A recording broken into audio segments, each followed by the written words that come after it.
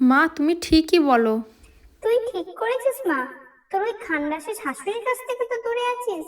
মা, রাখছি, ও চলে এসেছে। জানিস আশা, আমার বেটি আর জামাই খুব খুশিতে আছে। ও ওর শ্বশুর শাশুড়ির সঙ্গে আলাদা হয়ে গিয়েছে। মা, আমিও কি আপনার বেটাকে নিয়ে আলাদা হয়ে যাব? আশা, এ কি বলছিস? তোর মা বাপ এই শিখিয়েছে? আমার মা বাপ নয়, আপনি শিখিয়ে দিয়েছেন। আজকাল তোর বেশি মুখ চলছে না? মা, ঠিকই তো বলছি। এখন বেশিরভাগই দেখা যায় মেয়ের সংসার কিসের জন্য ভাঙে, মা উল্টাপাল্টা মেয়েকে শিক্ষা দেয়, সেই জন্য মেয়ের সংসার ভেঙে যায়।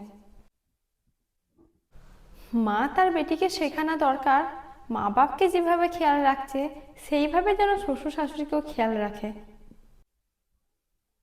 বাপের বাড়িটাকে যেমন নিজের ভেবে সুখ শান্তি ভরিয়ে দেয়, সেই রকমই শ্বশুর বাড়িকেও নিজের ভেবে সুখ শান্তি ভরিয়ে দেওয়া দরকার। আসল বেটি ও নয় যে শুধু নিজের মা বাপকে করে, আসল বেটি ও হলো যে নিজের মা বাপের সঙ্গে সঙ্গে শ্বশুর শাশুড়িকেও করবে।